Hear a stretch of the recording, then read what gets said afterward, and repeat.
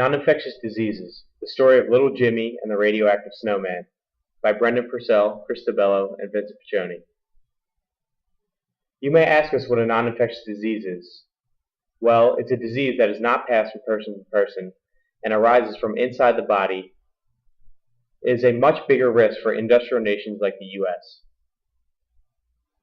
For example, it's not transmitted by coughing or sneezing or snuffing, and it's not transmitted by the physical act of love. As Vince would say, thank God. The first cause for non-infectious diseases is environmental factors, such as the Chernobyl disaster of 1986 in Ukraine, when power went out and a series of nuclear explosions ensued. You see, little Jimmy over here thinks he's going to make a nice harmless snowman. Nope, now you're mutated. Why? Because it's radioactive material that came out of that power plant. Non-infectious diseases, aside from environmental factors, can also be caused by lifestyle. For example, little Jimmy, before Chernobyl happened, used to have a Happy Meal twice a day. You still loving it, Jimmy? All that excess dietary fat and calories is a non-infectious disease just waiting to happen. And pink slime, yum. Moving on, even alcoholism has a strong link to cancer and liver failure and other problems. Moving on once again, what is that double line thing, you may ask? Well, it's DNA. It's Jimmy's DNA, and he was mutated after Chernobyl. Some of Jimmy's friends also have other genetic problems like sickle cell anemia, cystic fibrosis, Down syndrome, and even one has an extra X chromosome, all of which are non-infectious diseases. How did they get their mutations? Well, Jimmy will now pass on his mutation through his little Jimmys.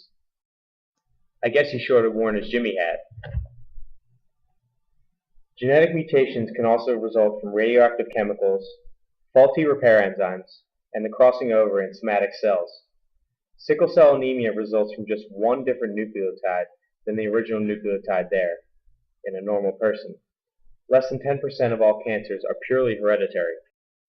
So non-infectious diseases can come about in a variety of ways, including through reproduction if genetic mutations are involved, and other risk factors if they're not.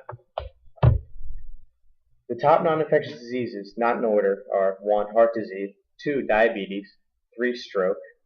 And when we talk about a stroke, we're not talking about that kind of stroke, Max. Here we have little Jimmy swimming at the local YMCA, but we're not talking about this kind of stroke, Max. Number 4 is cancer.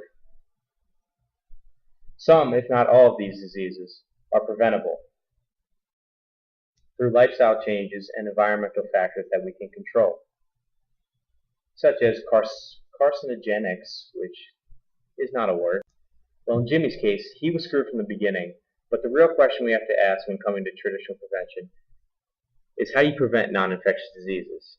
Well, first off, you can look at the environment and try to limit exposure to carcinogens and other environmental risk factors. The second one is try to change lifestyle. Limit consumable harms like ripping cigs and dipping, and eating bad foods like too much meat, dietary fat, or simply too many calories. We can limit this by spending money on food education, but that'll take straight cash, homie, straight from federal tax dollars, or we can just eat less and eat in moderation. Moving on, other ways to prevent non-infectious diseases include finding risk factors like cancer promoters. In fact, casein in milk protein is one of the biggest cancer promoters ever found, and finding inherited mutations. Or we can use DNA technology. DNA technology is a new wave of technology that can prevent a lot of diseases.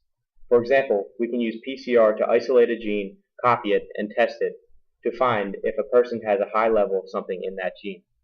PCR, by the way, is polymerase chain reaction. Using PCR, we can detect mutations early. Cystic fibrosis can already be detected using PCR, while cancer and heart disease will soon be earlier detected. Lastly, there is DNA microarray technology. This involves taking an mRNA of interest copying it to a DNA template, and seeing how much RNA grows on that template, measuring the level. DNA microtechnology allows us to detect new genes, allows us to study cancer,